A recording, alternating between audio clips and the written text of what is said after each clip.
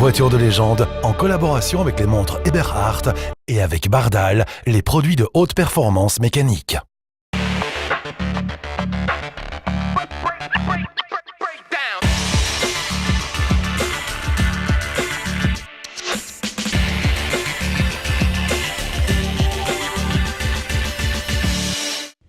Le vent et les vagues nous indiquent que nous sommes sur le bord de l'océan. C'est l'Atlantique. Les fleurs et les étendues sauvages finalisent notre localisation. Nous sommes au Maroc, au sud de la station balnéaire d'Agadir et plus précisément à Paradis Plage, un complexe touristique dédié à la détente et la remise en forme et détenu depuis des générations par les Kabages. Cette concession leur a été cédée dans les années 60 après une belle histoire d'amitié avec la famille Schlesser pour aider un légionnaire français tombé gravement malade. C'est ici qu'ont lieu les vérifications techniques et le départ de ce 6e rallye du Maroc historique avec un plateau riche de plus de 80 équipages et des voitures plus exceptionnelles les unes que les autres. Elles sont les deux Toyota Corolla des deux copains belges Emmanuel Eguermont et Benoît Calouet.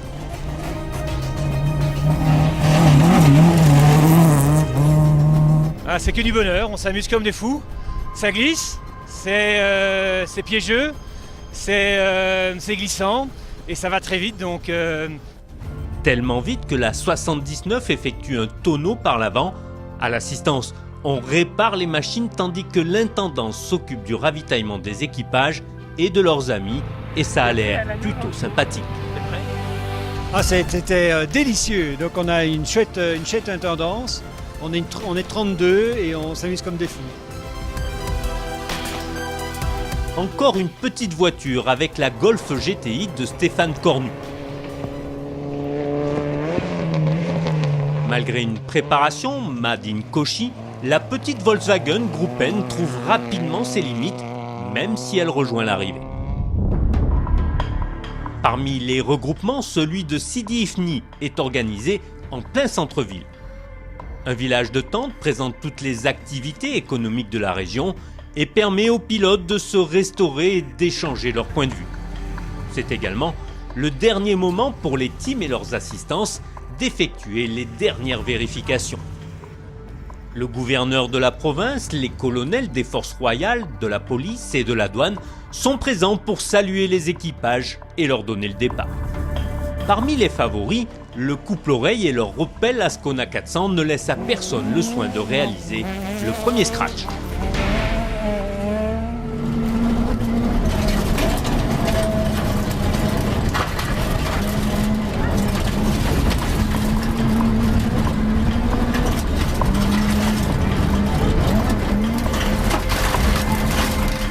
Derrière, on trouve une autre Opel, la toute nouvelle Manta 400, frappée du numéro 1 des vainqueurs sortants.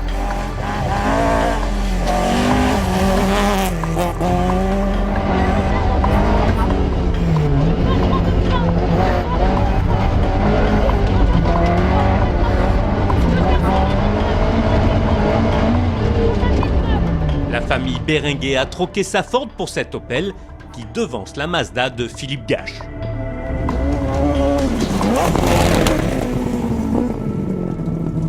Deux moins long, attention cassé.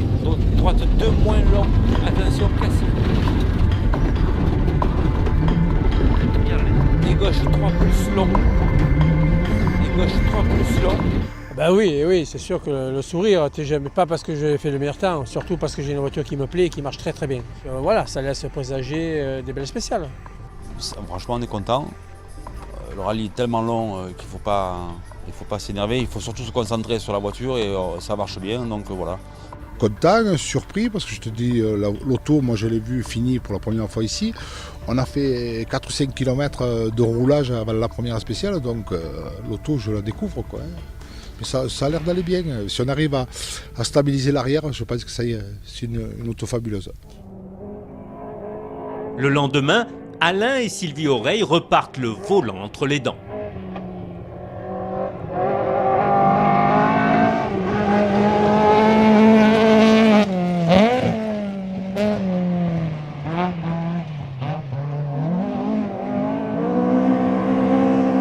Malheureusement, dans ce genre d'aventure, la mécanique tient un rôle prépondérant. Je pense qu'on a fait le joint de culasse à la sortie de la spéciale. Là, ils sont en train de déculasser pour voir, mais c'est le joint de culasse puisqu'on avait de l'eau dans le premier cylindre. Pour Philippe Gache, c'est le moment de faire rugir son moteur.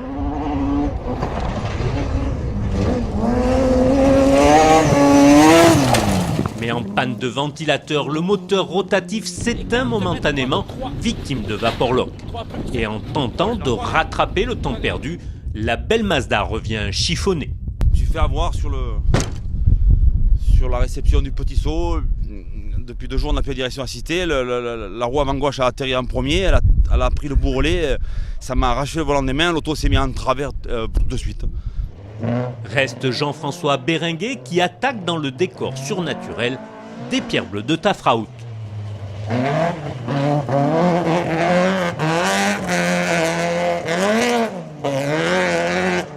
Mais la nouvelle Opel Manta 400 est bientôt stoppée par sa mécanique, ce qui fait sourire jaune son pilote.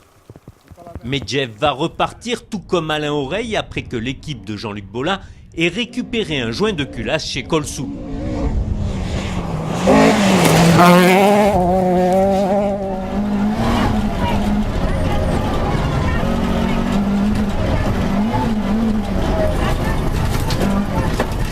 Toujours bien, il est reparti à fond. Voilà, on se fait plaisir, c'est le plus important. La passion est toujours là et l'attaque est toujours là. Papinou, il va pas mal. Le but du jeu, remporter le trophée Pierrot Landreau qui récompense le meilleur performeur. Et le couple de Martigues commence à enfiler les meilleurs temps.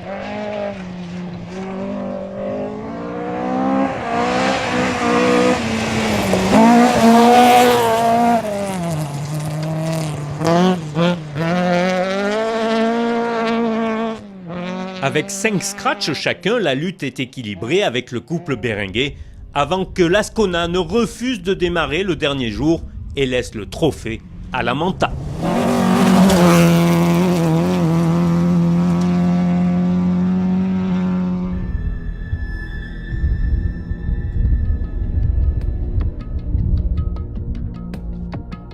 Le rallye du Maroc, c'est également la rencontre d'un peuple et de décors extraordinaires.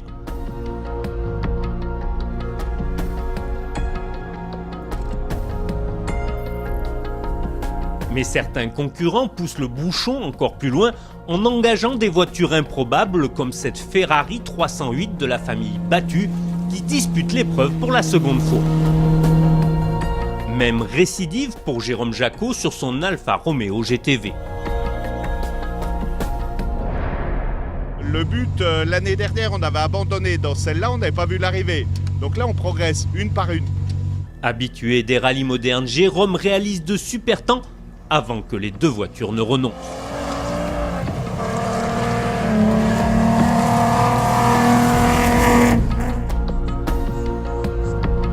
Petite et sympathique, la petite Seat 124 des Espagnols Jaime Collel Deuel et Henry Kohler. Habituée, la Lancia Beta Coupé de Camille Bogliari roule à son rythme mais devra abandonner dans la dernière liaison.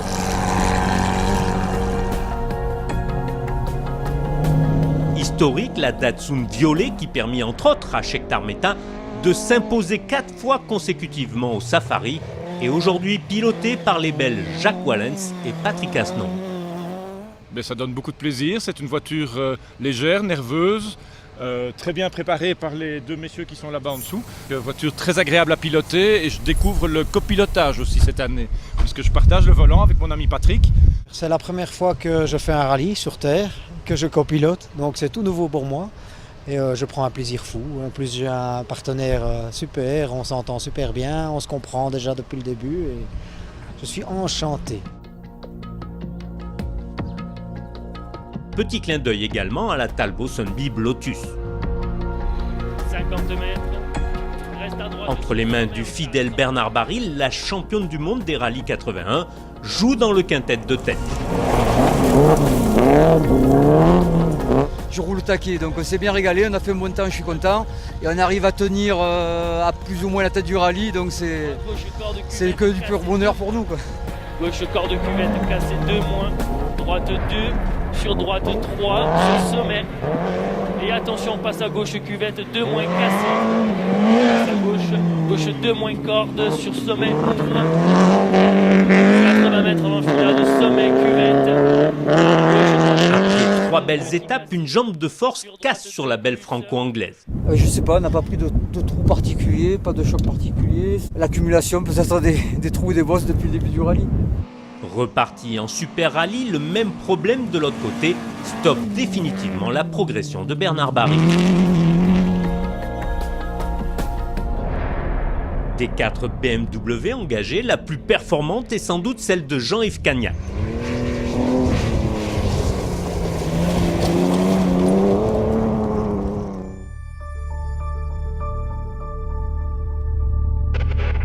Parmi les filles au volant, Catherine Desbruyères, toujours copilotée par son mari Daniel, fait une course sage qui les emmène à la 34e place avec la seconde Mazda Groupe B préparée par Philippe Gache.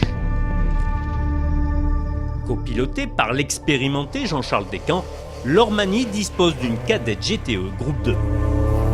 Mais gros coup de chapeau aux Italiennes Luisa Zumeli et Paola Valmassoy, sa coéquipière, qui remportent pour la seconde fois consécutive la Coupe des Dames, après l'avoir également remportée en Corse. La pilote italienne et sa Porsche qui reçoivent une ovation au regroupement d'Haïti-Chac. Les regroupements et les villes-étapes sont vraiment des moments de communion entre la population marocaine et leurs représentants d'une part, et les concurrents et leurs assistances d'autre part.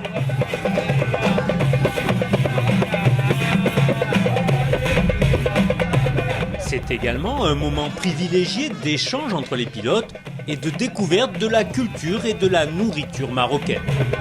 Le tout toujours accompagné de musique locale et dans un cadre somptueux.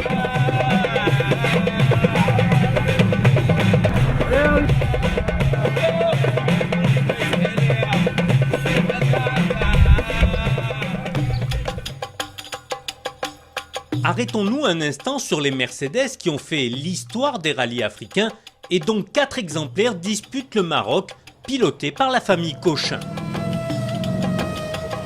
Les 3 frères, Jacques et Augustin, sont tous les 2 copilotés par la famille Pomarès. Et Henri a à sa droite Jean-Philippe Potier, musher de son état et donc plus habitué aux chiens qu'aux chevaux vapeur. Mais celui qui attire notre attention au vu des temps réalisés, c'est Nicolas, le fils de Jacques, copiloté par Patrice de Rimont qui délaisse le volant pour le baquet de droite. C'est le pied intégral en famille, il n'y a pas mieux.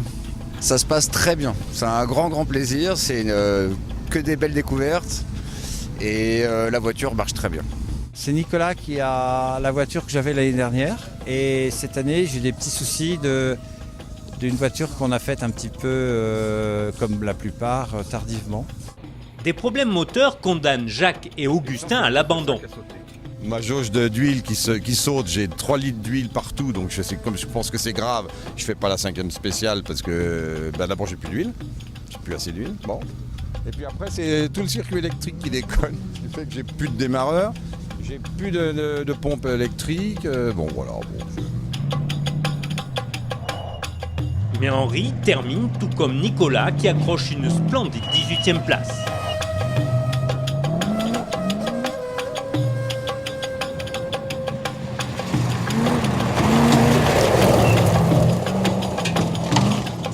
Notons aussi qu'une autre Mercedes, une 350 pilotée par des Suisses, Philippe Natalidi et Nicolas Maître, connaissent pas mal de soucis pour leur premier rallye. Mais les Helvètes rejoignent le podium final à l'inverse de leurs amis, habitués des rallyes historiques, Franck Servet et Valérie Closier, longtemps dans les 10 premiers avec leur petite Porsche avant de renoncer. On passe au Citroën et premièrement au numéro 60, un numéro choisi spécialement par Philippe Van Berg pour fêter un anniversaire. C'est toute une question d'envie et de passion. Et moi j'ai envie et je suis passionné. Je me sens en forme. On a une DS, 60 ans de la DS à Saros. Première voiture automobile 69, une DS. J'ai dit allez Van Berg, il faut que tu te pour les 60 ans que tu te fasses un petit truc sympa. Bon, voilà, ça va être très amusant. L'ancien pilote officiel, copiloté par Pascal Mémon, le spécialiste du Dakar, réalise de super chronos au volant de ce prototype tout en plastique, construit spécialement à l'époque pour cette épreuve.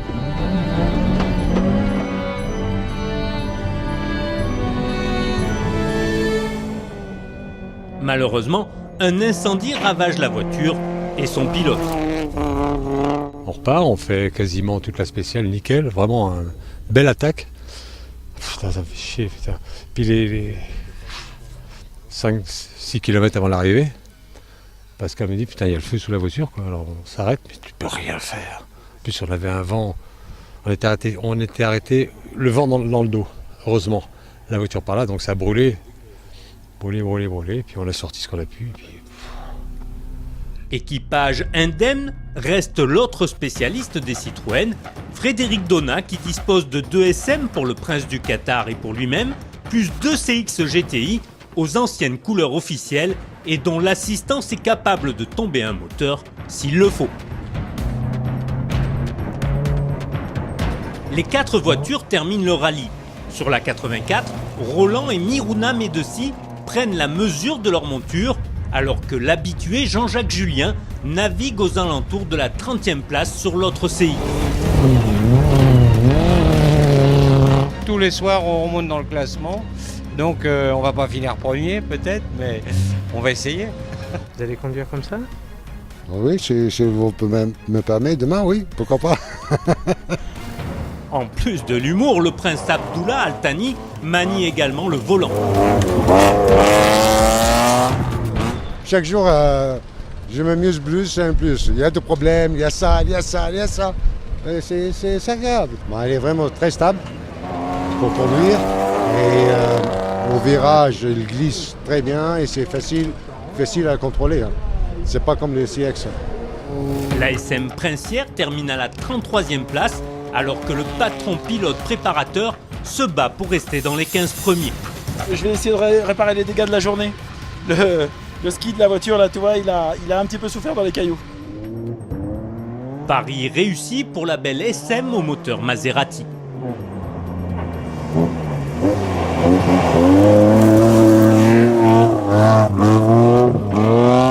Seul véritable Marocain, Khalid Kabaj, propriétaire du complexe de Paradis Plage et cheville importante de l'organisation de l'épreuve, participe une nouvelle fois au rallye sur une petite Ford MK2.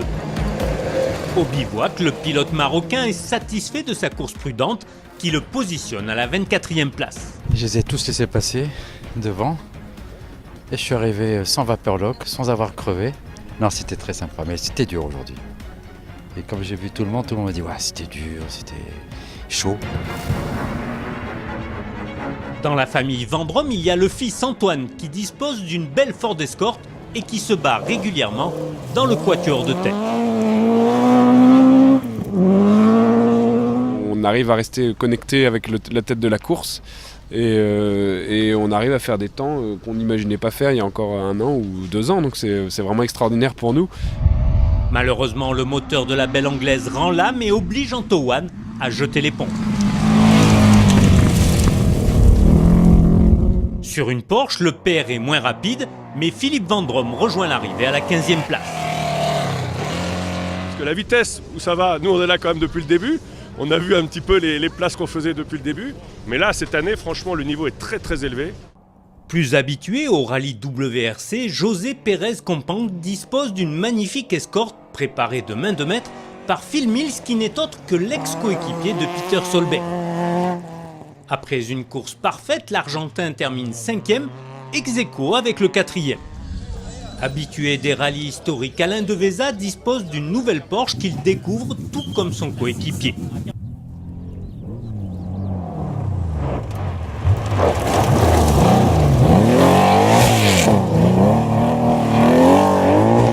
C'est un nouveau moteur, plus coupleux, il faut que je trouve un peu mes repères. Mais ça va, je pense qu'on est dans le top 5 pour l'instant, donc c'est sympa, bien.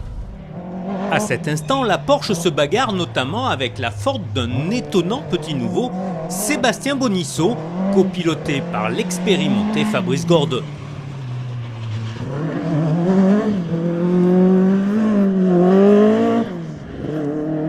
Je découvre tout. Hein.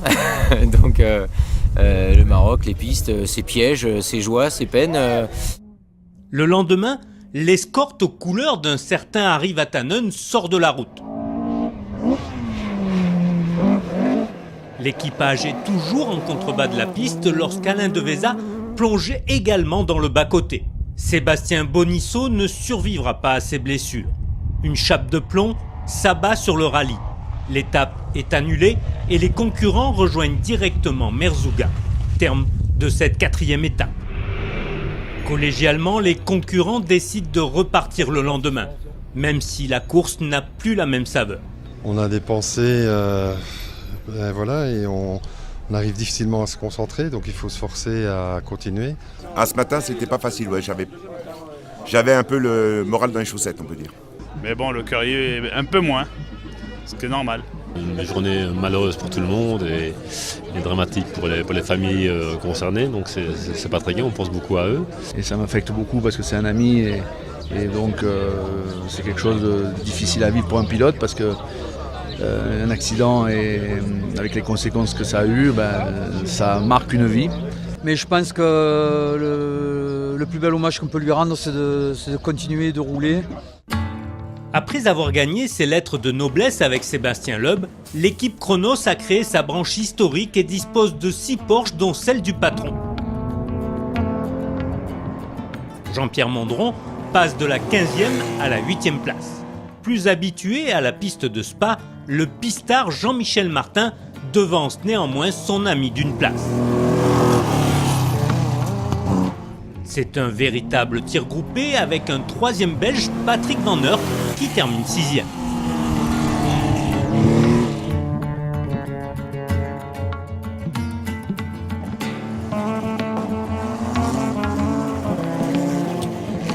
On passe au Peugeot avec l'abandon précoce de la 505 Turbo de Jean-Pierre Manzagol.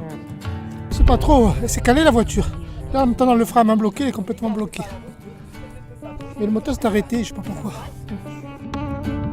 2 504 V6 coupés de l'équipe de François Lettier sont au départ. Celle dévolue l'année dernière aux frères Panizzi est conduite cette année par Paul Schieuss, trop rapidement relégué en Super Rallye. Sur la seconde voiture du team, François Lettier, parti prudemment, se hisse sur le podium.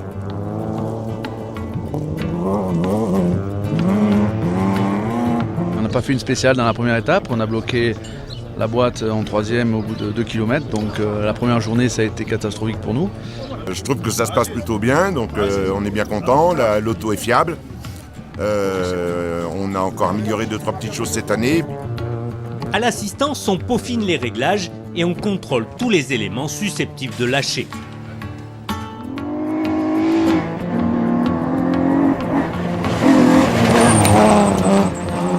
Paul Schieuss réalise d'excellents chronos et François Lettier conserve sa magnifique 3e place.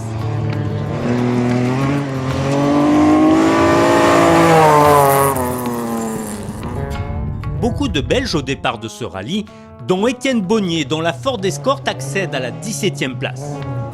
C'est moins bien pour son copain Christian Kelder, 5e du général, lorsqu'il tombe dans un trou après qu'un concurrent ait enlevé la signalisation lors d'une touchette. Un piège qui se referme également sur Beñat et Randonea, dont l'Opel Manta suit la Porsche.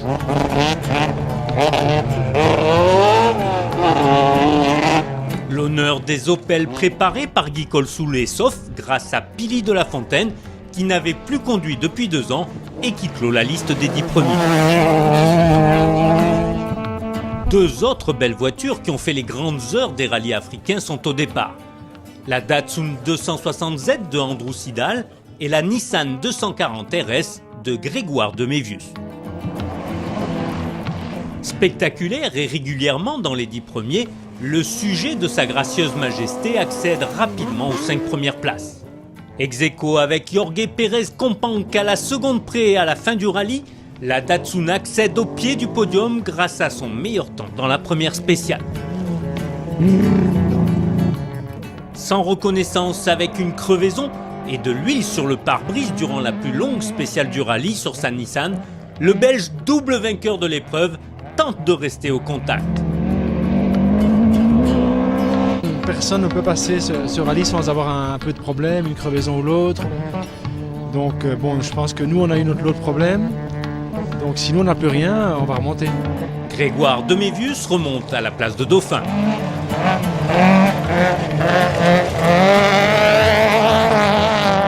Déjà vainqueur, lui aussi, de l'épreuve marocaine, le pilote préparateur Bernard Münster disposait d'une pléiade de Porsche au départ. Sur une de ses voitures, après une course solide, Patrick Borne prend la 10e place. Mais après l'abandon de Jeff Berenguer, Bernard Münster ne laisse à personne le soin de prendre la tête du rallye.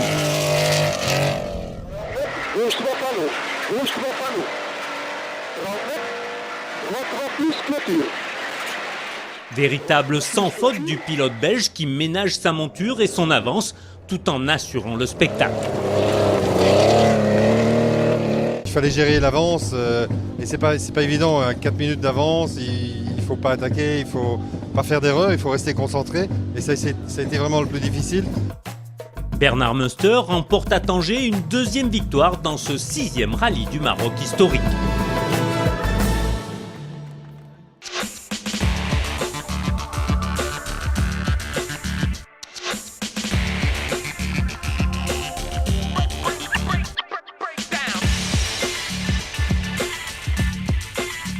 Voiture de légende en collaboration avec les montres Eberhard et avec Bardal, les produits de haute performance mécanique.